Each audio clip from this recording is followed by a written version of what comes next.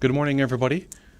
Welcome to this morning's press conference at the Jamaica Football Federation. We're so happy to have you both here physically and also virtually as well. Good morning to everybody on the live stream on JFF Live. Before we get into the exciting news that we have to share this morning, we just want to give a reminder to everybody to follow our different platforms. On Instagram, it's JFF Football. The same on Twitter as well, JFF Football. On YouTube, it's JFF Live. And of course, our website, jff.football. We have some exciting information, but we're going to get to that quite shortly. But first, let me introduce our head table this morning. To my far left, we have the General Secretary of the Jamaica Football Federation, Mr. Dennis Chung. To his right, the President, Mr. Michael Ricketts. To his right, we have Assistant Coach Meron Gordon. And sandwiched in between Coach John Wall and Meron Gordon, we have the head coach, Coach Hamer Halgrimson. Gentlemen, good morning. Hope everybody is doing well. Before we get into some remarks from our President, we'll first have an opening prayer. Let us pray. Our loving, kind Heavenly Father, we're grateful, we're thankful for another wonderful day that we have come together. So at this point in time, we kindly ask that you may help us and continue to provide support to us, Father. Members of the Jamaica Football Federation, staff, administrators, players, coaches, help us to unite as one as we get prepared for an exciting and busy month of September ahead and beyond, and look to qualify for tournaments that lie ahead. Give us the strength that we need, give us the energy so that we can all achieve our respective goals. We ask all these things now through your loving Son, Christ Jesus we pray. Amen. All right, first, let's hear from the President of the Jamaica Football Federation, Mr. Michael Ricketts, who will give some remarks. Mr. Ricketts, you can sit down, all right? Yes. Thank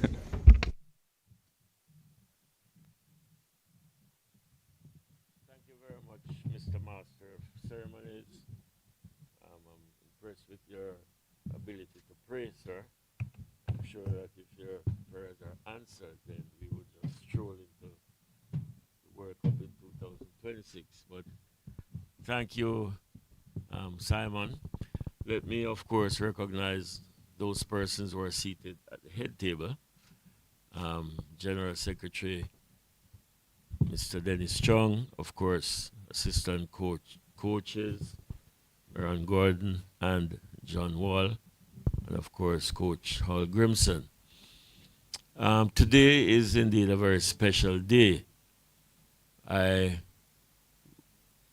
really was looking forward to this morning's exercise because I was just very excited at the prospects, what will unfold when we play Honduras on September 8th and of course Haiti on September 12th. I have no idea what the coach will say to you this morning, but he will be naming a squad, I understand, of maybe 23. I would want to think that there could very well be some surprises.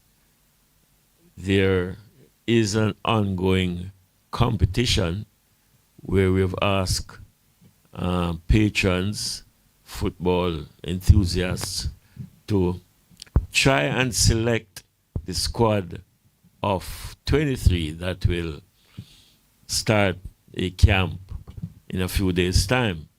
It will be very interesting to see what those selections are. But I know that it's going to be hugely difficult to select the coaches 23. We really want to congratulate our coaching staff. I would want to suggest that they, over the last few months, would have done exceedingly well as it relates to our senior men's program. We will start the Nations League on September 8th. The Nations League will qualify us for the, what's the competition, Coach? The Copa America, and that I think will be sometimes next year. And of course, the real big picture is the World Cup in our backyard in 2026. To the players that will be selected, I really want to wish you well. I hope that you will be tough mentally. I hope that you will maintain a level of physical conditioning that will make you very competitive when you get on the field of play. It will be remiss of me not to mention the exploits of our Reggae girls. And certainly, we must use this opportunity to again say congratulations to the technical staff, to our sponsors, and to every single person who would have supported the program of our Reggae girls. When we took office, meaning this JFF administration, our Reggae girls were ranked 119th. Now they're ranked 37. This is no ordinary achievement, no ordinary feat. And congratulations to every single stakeholder ought to be expressed. Of course, our staff members who are here, let me recognize you. Our two media in-house persons, of course, Earl Bailey and Simon Preston, and of course to the other media personnel who are here. Without you, whatever we do, only us would know. But again, I want to express my regard to those who act professionally. We are very, very appreciative of what you have done, and I'm sure what you will continue to do. Again, thanks to you all. Thanks again to every single member who would have supported this JFF. We would have done well, contrary to what the minority may think, but this JFF has done well. Congratulations, coaches. Congratulations to the players that will be selected. And hopefully, after the 8th and the 12th, we'll have a lot to be happy about, and certainly we'll be in a position with 6 points in the bag going forward. Thanks again. Over to you, Simon. Thank you very much, Mr. President. Much appreciated there. So, as we all heard from the President, Mr. Ricketts, great exciting time that we have ahead, especially for the remainder of this calendar year, not only for the girls, but the boys as well. It's the 2023-2024 edition of the CONCACAF Nations League, Jamaica in League A. And of course, in Jamaica's group, there's Haiti, there's Suriname, there's Cuba, there's Grenada, there's Honduras. Jamaica will be in action this month against Haiti and Honduras. Firstly, Honduras on September 8th and Haiti on September 12th. In October, Jamaica will play Grenada away on October 12th and Haiti away on October 15. Now, this CONCACAF Nations League serves as a qualifier for the Copa America, which will be held in the United States next year. In order to qualify for this competition, Jamaica, we will need to finish within the top 6. So after this group stage, the top 2 teams from the group stage will qualify for the quarterfinals. And if you win your quarterfinal, you automatically qualify for the Copa America. If not, then there will be a second opportunity via the playoffs in order for Jamaica to qualify. So we were there in 2015, we were there in 2016, and looking to make our third appearance at this Copa America tournament. On the girls' side of things, as we know, September 22nd, against Canada, the first leg of the Olympic playoffs, the second leg in Toronto on the 26th, and that will be the last ticket for CONCACAF for the Paris 2024 Olympics. As we know, we have a good omen with France. France 98, 2019 in France, the Olympics next year also in France. So we're certainly looking to create more history, especially in France, by qualifying a team to the Olympic Games. That would be a first for Jamaica. So we're going to have some remarks from our head coach, Coach Jaime Hallgrimsson, and then afterwards we'll get into the squad announcement. But Coach, over to you. Thank you. Thank you, Simon. Am I on? Am I on? Okay. So, like previous people here speaking, I like to start from our behalf to congratulate the Reggae Girls for their successful World Cup campaign. Showed noticeable spirit, good attitude, good team spirit, and solid, especially solid defensive performance that all teams should start to try to build, and we can learn from them, start to build from defense and going forward. And that success, their success, will give us energy into our games coming up now in September. Again, also under 15 did a good tournament, made it to the semi-final, isn't it? Yes, made it to the semi-final. So a lot of positivity surrounds Jamaican football at the moment, and we should try to use that to our benefit to go forward. Before we talk about this upcoming matches, upcoming squad, I like just to look a little bit in the mirror and look backwards to the Gold Cup. We were very satisfied with that tournament, even after analysing the matches after the tournament. They even felt better than when we were in the tournament in itself. So more positives from analysing the games. We feel that we are getting stronger as a unit. We are getting stronger as a team. Good performances from players. There were new faces coming into this tournament with very little preparation period prior, and we were really happy with these new faces, new additions, and we know these players will grow into the team, play even a bigger role than they did in the Gold Cup. So lot of positives. If we talk tactically, we know we can improve in areas like in the attacking game, better ball position, keeping ball possession. We can improve that, will improve that, but these things, they take more time than organising a good defence. But we build on a strong and solid defence in the future. You want to add something to the Gold Cup, guys? Well, overall, it was a pleasant experience. I think the time spent will only benefit us in the future.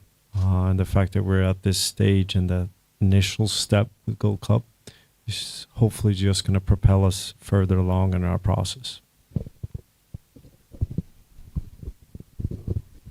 The good thing about long tournaments is that it gives us a chance as a technical staff to kind of imprint, what we want to, how we want to look in the near future. And I think, we started that, and I think we could see, in terms of ball possession, we were much better than we were defensively as a team. Apart from that last game, defensively as a team, I think we were very good. So it was a good tournament for us, and it's a good thing to build on. Yeah, agreed. For us as national team coaches, this time spent together is hugely important for us. So again, the importance of qualifying for Copa America next summer will help us grow even more in preparation for the World Cup in 2026. Bringing us back to the current games and the current competition, the Nations League. So of course we want to number one qualify and be Nations League champions like all other teams starting a competition. So that is one thing. It's just an extra spice that doing well in this competition gives us a chance to play in the Copa America, which is a even bigger competition than the Gold Cup. So in the process of growing as a unit, as a team, it's really important that we qualify for competitions like this to keep the growth going. So also it's a good preparation for the World Cup to play bigger and bigger tournaments, preparing because we say and we aiming for, of course, to get into the World Cup in 2026. So just preparing ourselves, playing a big tournaments like this. Another thing is FIFA ranking means a lot.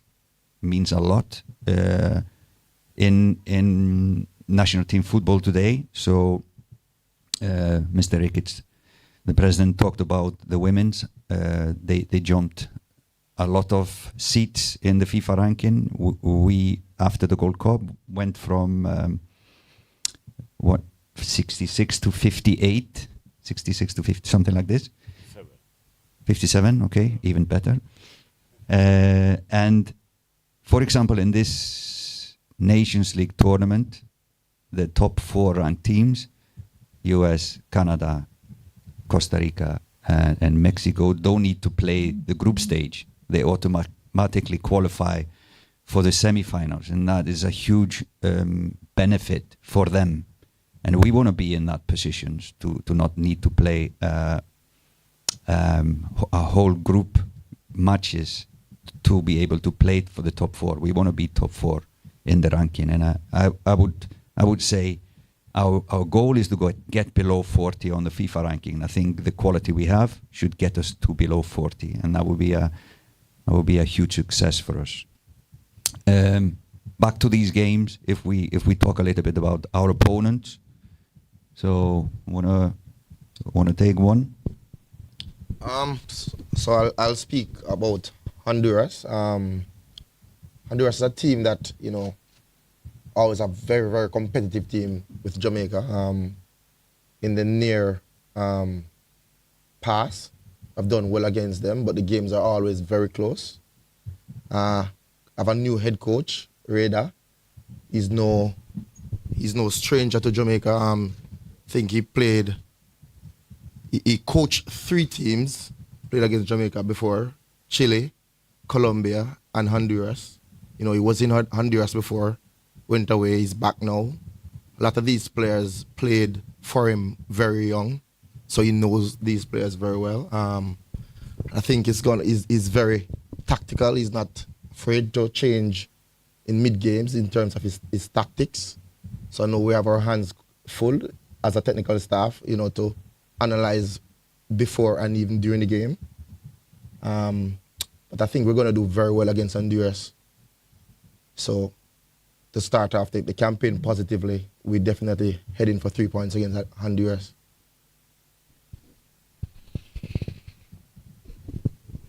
And Haiti, obviously, from our standpoint, unanimously as a technical staff, is that we feel that it was one of the most improved teams in the whole of CONCACAF. I would say that Gabriel Calderon Pellegrino, an interim coming in, who was before that technical advisor, and he even helped the women's, really structured them well, and they have a pretty solid organization. I would say that the core is pretty strong, and they're a pretty frenetic and intense opponent. So I think we will have our hands full with them, and there's no underestimation on our end going against Haiti. Yeah, so before we announce the squad, I just like to emphasize on the positivity. All the players that we called were excited to come, wanted to come and play for Jamaica. It's a tough month because the transfer window is closing. A lot of our players have been or are changing clubs, so it's a busy time for them. And some agents wanted the players not to come, but all the players were excited to come and willing and positive of coming. So just wanted to emphasize that. Want to talk about? Just put it up. So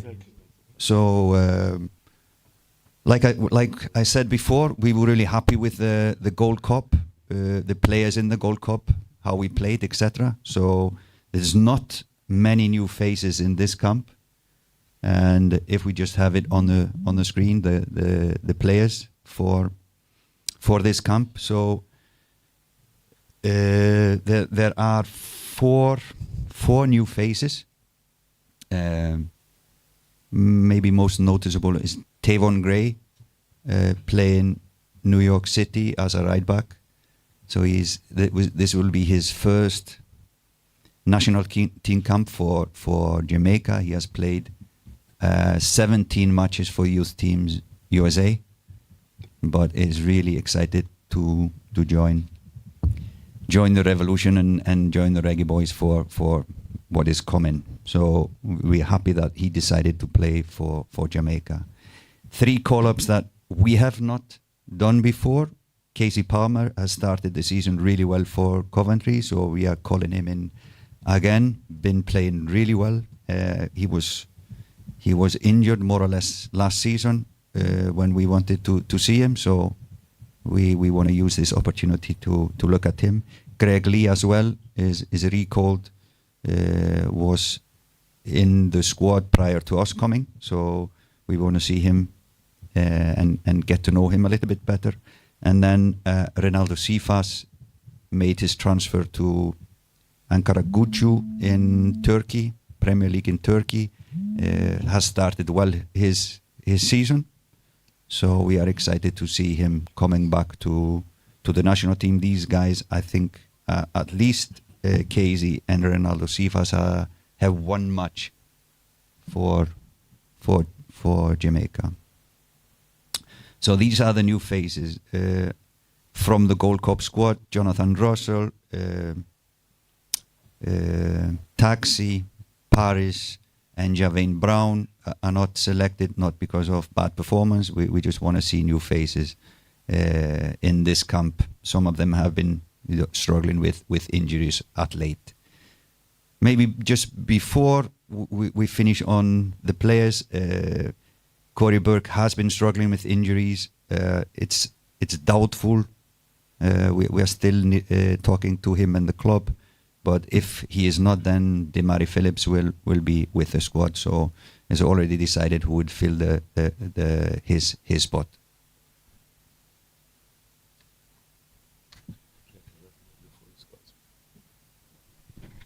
Simon, could you just now name the full squad? Thank you very much, Coach. Really appreciate you giving that comprehensive update for us. So for the benefit of those who are physical at the Jamaica Football Federation headquarters and not virtually, I will name out the names so that everybody can be able to see it. So the goalkeepers, Captain Andre Blake, Jamali Waite, and Kanaya Boyce Clark. Defenders, Damian Lowe, Tavon Gray, Ethan Pinnock, Amari Bell, Dishon Bernard, Dexter Lembikisa, Adrian Mariappa, Greg Lee. The midfielders, Casey Palmer, Joel Latiboder, Daniel Johnson, Bobby Reed and Kevon Lambert. And the forwards, Leon Bailey, Mikel Antonio, Demarai Gray, Dejan Whisper Richards, Corey Burke, Shamar Nicholson, and Ronaldo Sifas. So as Coach made mention, 4 players that were in the Gold Cup squad, 4 adjustments in this squad. The games September 8, 12, and of course the Reggae Girls game on the 22nd, and an update for those also virtual as well in relation to how they can be able to come to the game in particular. There's 2 ways, and one is via website. You can purchase your tickets online in particular, and the link, I am pleased to say, is now live, or you can go on www.caribtix.com/Jamaica Football Federation. That is www.caribtix.com/Jamaica Football Federation to purchase your tickets for these upcoming matches. It's $1,500 for bleachers, $5,000 for grandstand, and $7,000 for the VIP. There is, of course, the triple bill, where if you intend to go to all 3 games, then there is a special. For the bleachers, it's $4,000. For the grandstand, it is $13,500, and for the VIP, it's $19,000. It was a fantastic summer and year as a whole for Jamaican football. As we know, all the national teams that took the field this year made strides, made a piece of history. So as they are on home soil for this month, let us ensure that we're out in our numbers cheering on our boys and girls based on what we made mention. You know, our head coach Hal Grimson and of course the president, Mr. Ricketts, spoke about The girls, this was the first time in 85 years that we actually had a Caribbean team in the round of 16 of a World Cup. So absolutely history-making performance there. Our Reggae Boyz first time in a Gold Cup semi-final since 2019. So tremendous strides. Our under 15, the first time in the history of the competition in CONCACAF getting to a semi-final. So every tournament we've made strides, progress, things that haven't happened before. So a great opportunity now on home soil to cheer on our boys and girls. At this point in time, we now open the floor to the media for questions that they can ask towards our head coach or assistant coaches, or also our administrators in Mr. Ricketts and Mr. Chung.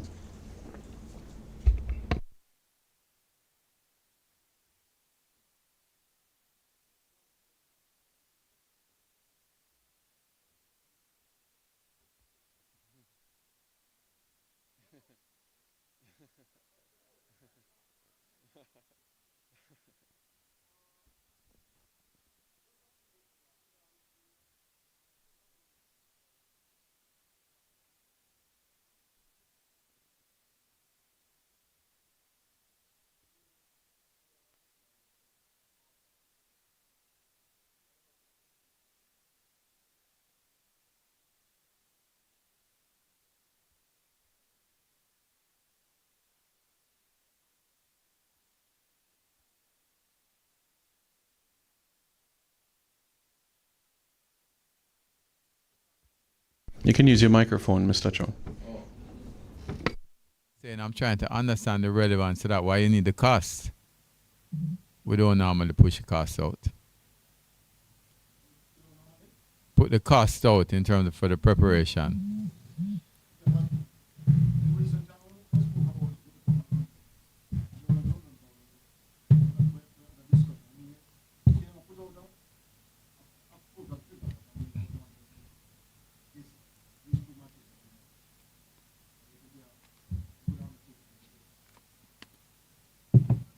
Well, as I indicated, I mean, carrying a team and preparing them and everything, it costs us approximately, it can run between, depending on flights, accommodation, everything, $30 to $40 million. Any follow-up, Dwight? Jamaican. Not US, Jamaican, right? Yeah, okay. Yeah.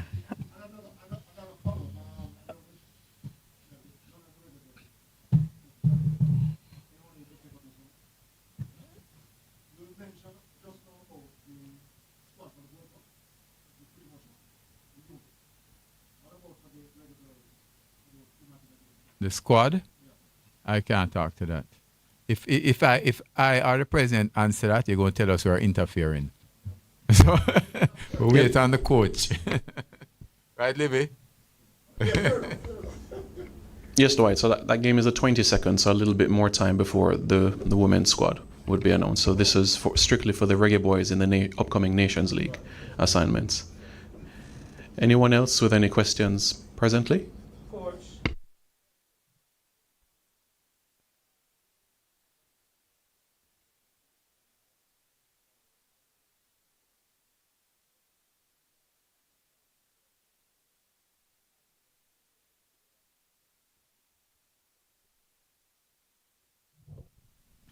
Yeah, it's a very good question. Maybe we should have addressed it prior to the questions, but all FIFA dates until 2026 are filled with official matches.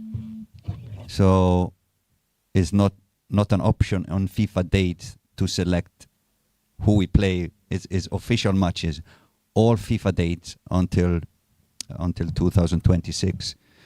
And that's a good thing because we don't need to find opponents or find places. It's everything is official. But it's a negative in a way that it gives us so little chance to look at players, to give them chances, to experience with maybe newcomers, young players, etc. So we need to find opportunities to, for example, in January, when we at least can take players from the US to give them a friendly to look at them. But also really important is the under 21 And that has been what we have been pushing them, and now we have a good response on that to build the team for the World Cup in 2026. We need to start regularly to play with an under-21 team so they can get the platform to grow. Maybe John can add to this one. Yeah, because of the lack of maneuver, but with all the dates spoken of, is that we have to start looking at actually using the FIFA window for U20 games. Meaning that means that I will be the head of that. And it means that we can actually start calling up more players and expand the pool of players that we can select from. Because eventually, if you continue in this route and have the squad as trim as it is in a way, you will start biting your own ass. And we don't want that to happen.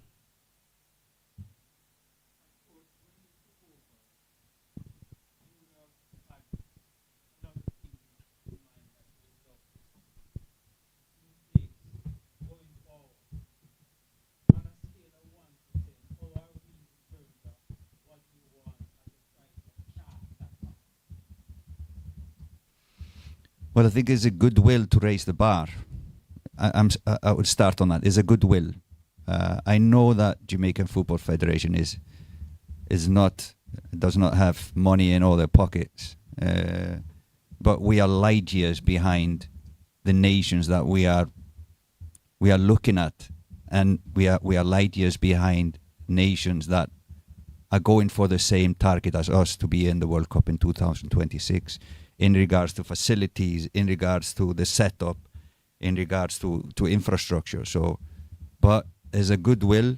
Everyone is trying their best, but these things take time, and we acknowledge that. But there's a lot of things that we can improve here in the GFF, in the coaching staff.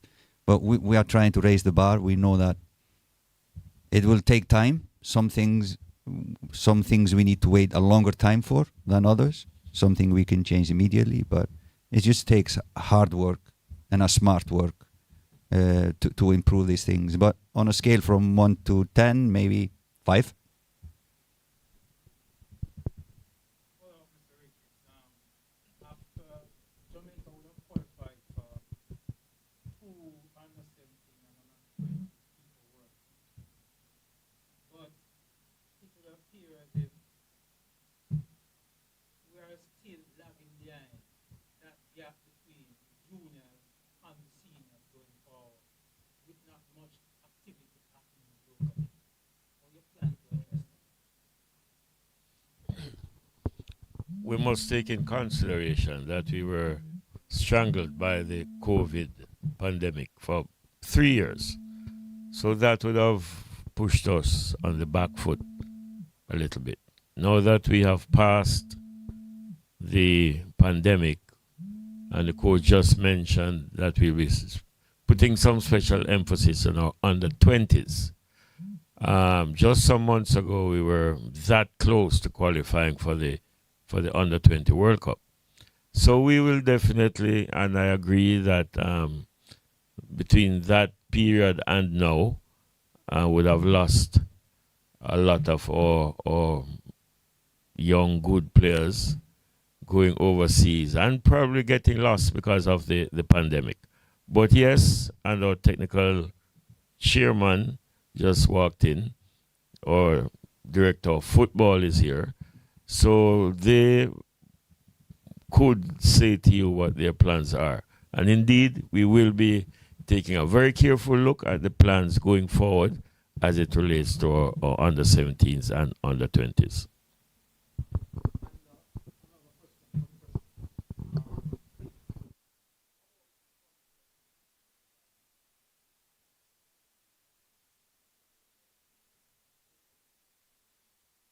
Still actively in the marketplace.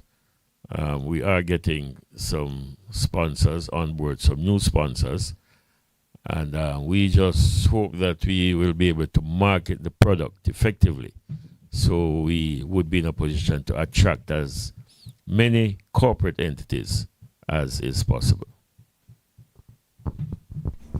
Yes, go ahead, Shaman. So one question in relation to marketing that you just mentioned. What aspects the JFF along with the senior team, men's team, and female team in regards to integrating the funds, the local funds of Jamaica? We know that we do have a large influx of persons who are born outside of the country.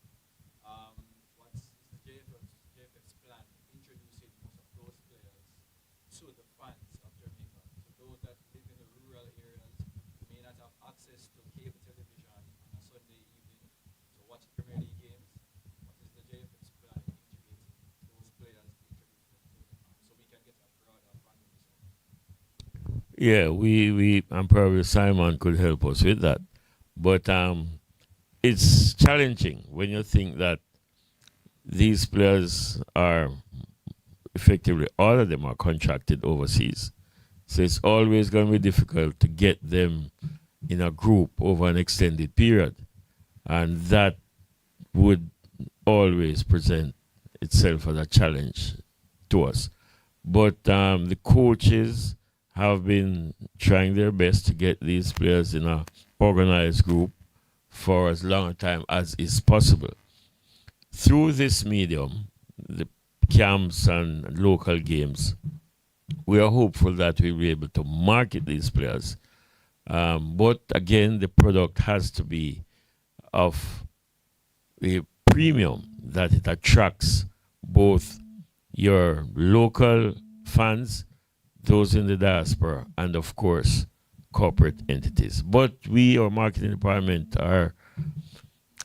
and of course, other staff members, and of course, our marketing company, we are all working together, and we just want to ensure. And once the quality is good, then people will come out to support the football. All right. Any follow-up, Shavan? All right.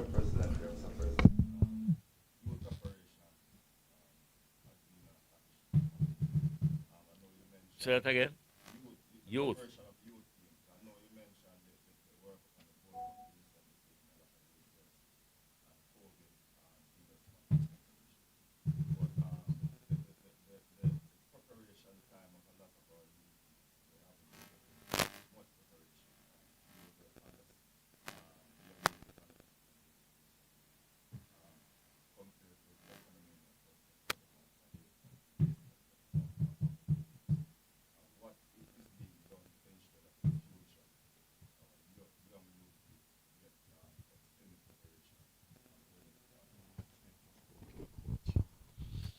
Yeah, and this certainly is an issue.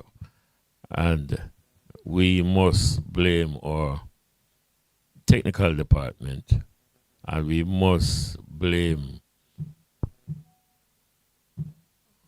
our technical director, because a number of times we do not get these squads together on time.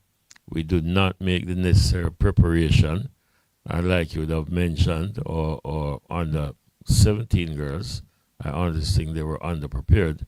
We must be more decisive in doing things like these. And it can't be that a week before a tournament that you know of the tournament. So we must work a little harder. We have to be far more strident in what we are doing in relation to preparing our teams. Of course, like I've said, we have 12 teams, 6 on either side of the gender, which you have to take care of. That in itself is a huge challenge.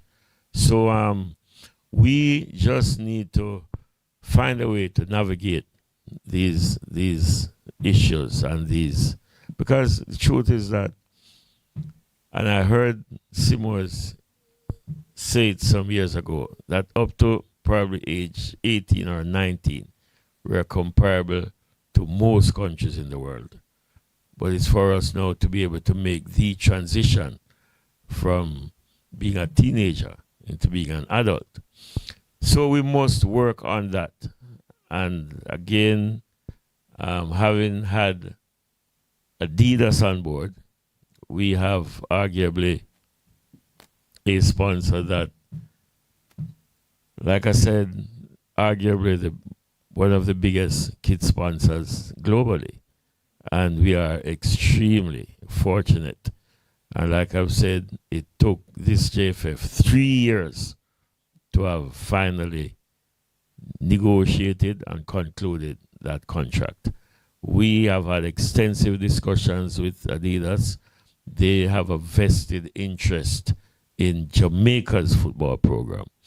They are interested in growing the sport here.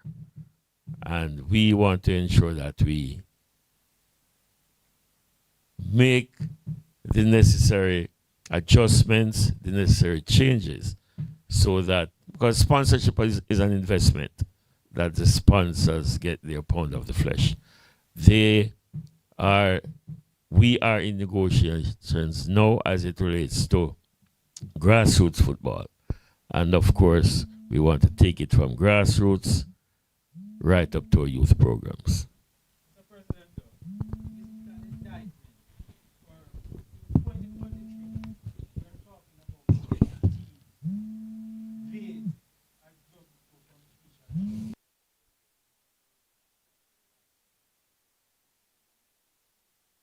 I think the president did accept that the technical department, which is a part of the JFF, would have been responsible for that. So I think it would. I think. It's not just the technical department that don't know about the competition coming up. What if they are targeting nobody else no oversight say, hey, we have a competition down the road, where is one? Yeah, man. So the president has accepted it. So what you're saying, the president has accepted. What I can say is that after the game, I spoke with the coach, right, the under 17, and he brought up that matter, and I told him to submit something to the technical director and the technical chairman about ongoing camps, which he wants to have at least once every 3 months.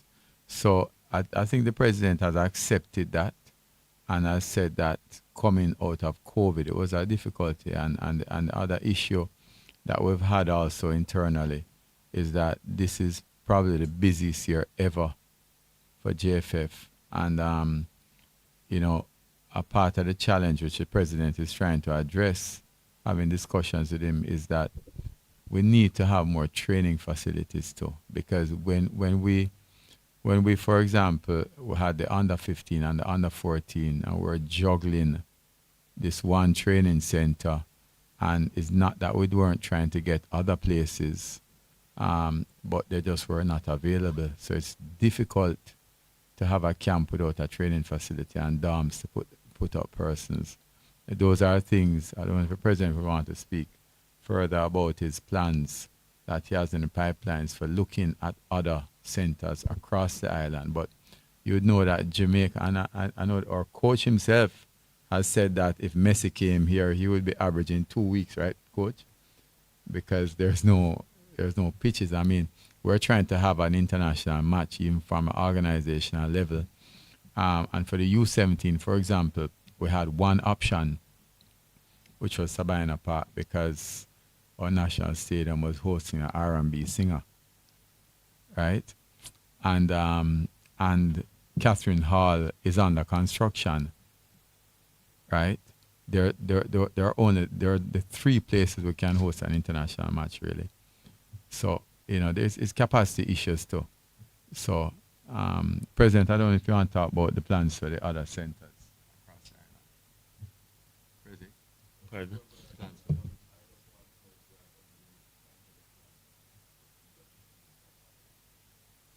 To do what?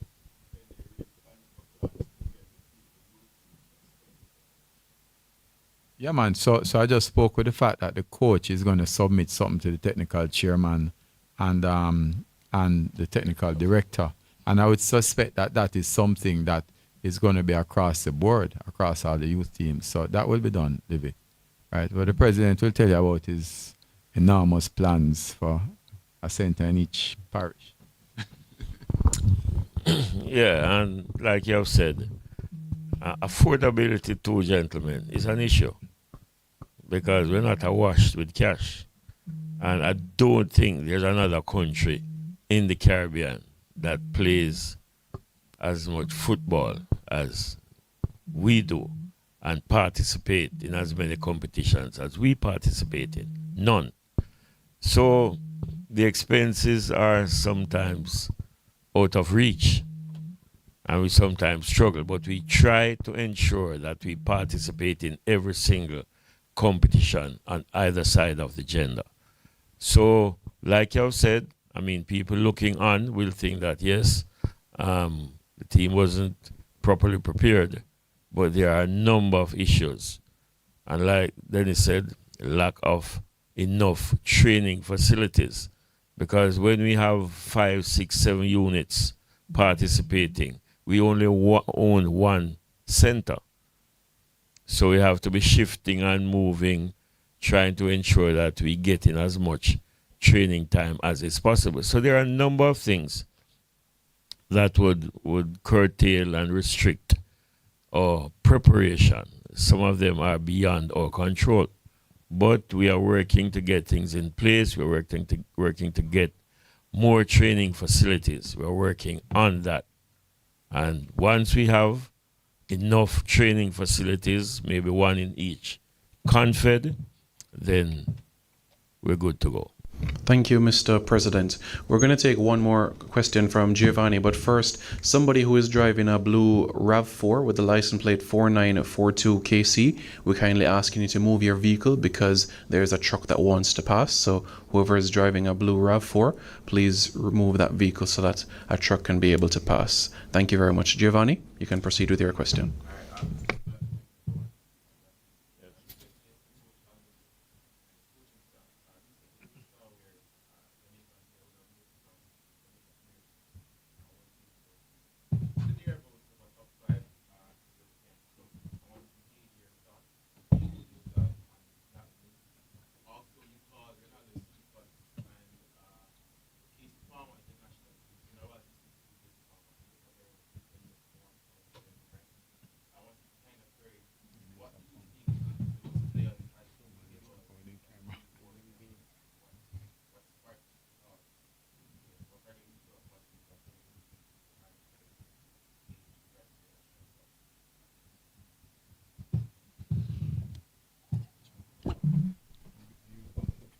So a very interesting move from Trivante to go to Salernitana. I know that club a little bit, so it's going to be worthwhile looking at when and if he gets a playing time. It's a good team, fantastic city, and we are really excited to see how he will develop there. I hope he will soon get some playing times, but we will see. Another move, of course, from school football to Chelsea was even more, detectable from Whisper to Chelsea is another really big move, and it shows, like has been said here, the talent is here. The talent is here, but of course the league within itself is not very high level if you look at the world around you. So mostly the best players will leave the Jamaican Premier League at some point to clubs. So the Trivante move to Salernitana is really interesting. You mentioned another one. And then you mentioned Cephas and Casey Palmer. Yeah. They bring. So I must say that Meron Gordon has been pushing me to look at Cephas, so I've been looking at him more than maybe I would have. But he's very interested in the way he's very explosive. So he has a good speed, technique. On an average, I think in Macedonia he played 30-something games, scored 11 goals, so 1 in 3. He is now in the Turkish Premier League, already scored 1 goal in 3 appearances. So he seems to be a consistent scorer as well. So it will be nice to see him among better players in this camp. But I think he can bring us something attacking wise that probably we have, but just to compare him with the others. Casey Palmer is an experienced midfielder who's really good on the ball. Maybe not so different from, let's say, Ravel Morrison. Quick, looking forward. He's smart with final passes, and a really, really good engine as well. Really, really quick player in thinking and execution. So, and with his experience, he will help us a lot in the midfield area.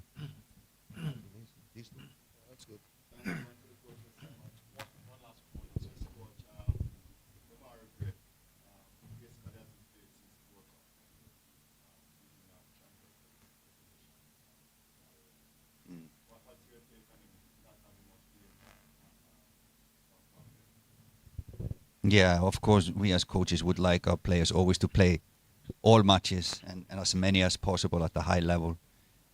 We've been monitoring his situation, and it's been quite strange. He is changing clubs, or was changing clubs, but it collapsed. So it's been a twist in his transfer. He's working really hard. He's training really hard, and very motivated to come and play.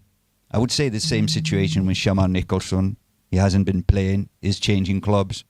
So, like I said, this moment for football players, early January, end of August, is always difficult because the window is closing. There's a lot of options. You need to look at all the options. So it's a difficult moment. There are more players that are not playing. Now, Dijon Richards is not 18 yet, so he cannot go to England. So another one that hasn't been playing much. But normally this is the situation for national teams in September.